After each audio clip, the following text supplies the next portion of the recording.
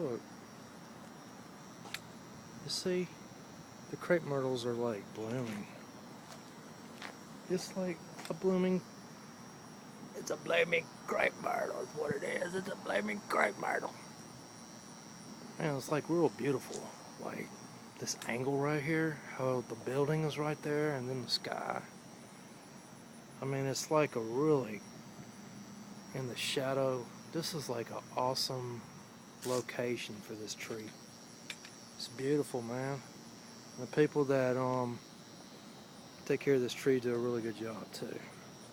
The lowly little garden people. But what I wanted to talk to you about is I posted earlier how the Nazis burned books, okay? And I posted that books contain ideas. Ideas can change the world. And if you can control the hearts and minds of people, hearts is the emotions and minds is the thoughts, guess what? That's their soul.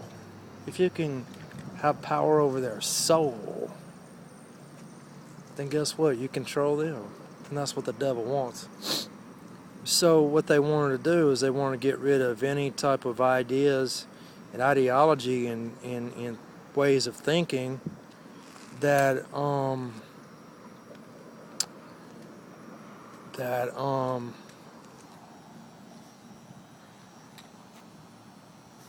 any types of ways of thinking that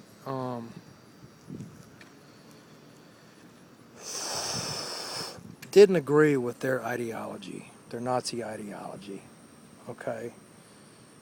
And they replaced all the old books with the Nazi ideology books because they wanted to make a German global empire with the master race being the Aryan German people, you know, and everybody else was subservient to them. And likewise here in the great red state of Louisiana, you have freaking conservative, right-wing, atheist ideology, okay, because it's non-biblical and they don't even believe. Ayn Rand never did believe in God, okay? Ayn Rand believed in reason.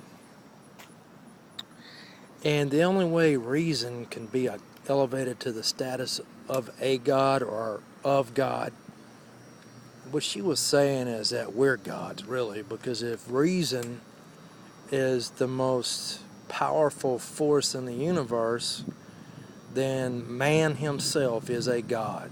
That's what she's saying. Okay, now the only way that reason, our ability to reason, can be elevated to the status of a god,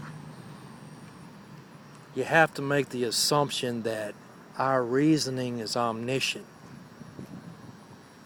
that we're all knowing. But guess what? We're not. We're extremely limited in our understanding of anything. We have an infantile understanding of anything and everything, and our moral reasoning and our understanding of the nature of man is based on man's fallen nature. It's not based on the nature of God and the nature of Christ. That's why a man's wisdom that is fallen is foolishness to God. And God's foolishness is more wise than their greatest wisdom.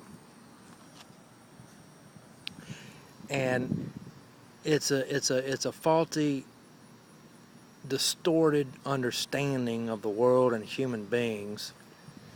And it's also very limited in what it knows. It's almost the exact opposite of omniscience. Okay, that's why reason is a freaking sorry little turd god. If you want to put your freaking faith in that, go ahead. But you're going to wind up like a freaking Nazi freaking concentration camp for the whole world. That's where it leads. Where the majority is, or the strongest group of people freaking dominate everybody else, man.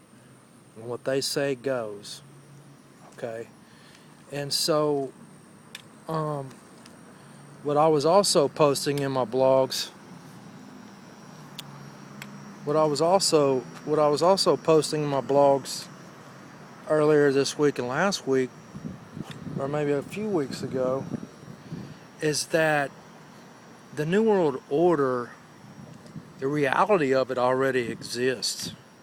They have people in every country on earth in positions of power and influence that are getting it established. The system is already set up. The Lord gave me a freaking vision of the New World Order, or not a vision, but He gave me a sign, man. It was a freaking ant pile in the perfect shape of the freaking Delta Triangle. And the Lord, I walked past it, man. It was right by the sidewalk, dude. And it was a perfect freaking triangle. There is no way that ants can make a perfect triangle ant pile on their own. No way. And that represented the builders, building the little world they want to build. So the Lord spoke to me. That was like back in 2011. He said the system is already set up. And then He began to reveal to me that what they have to do is that they have to go from, okay, the reality is that it's set up.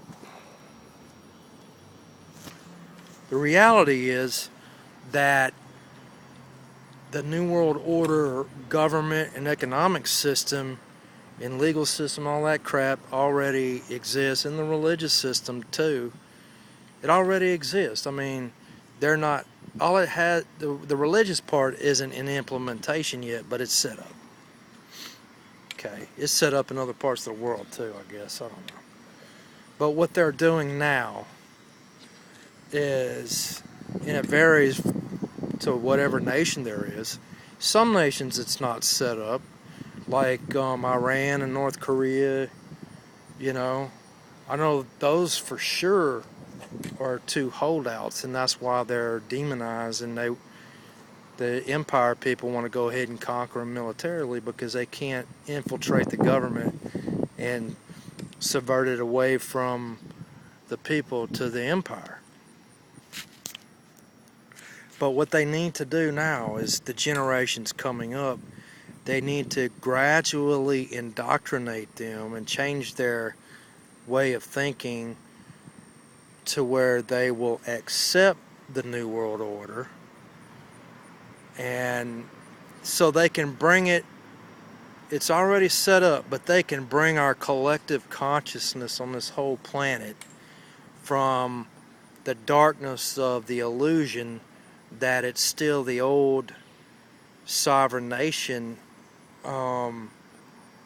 framework where every nation is sovereign and we're just in agreement. Okay.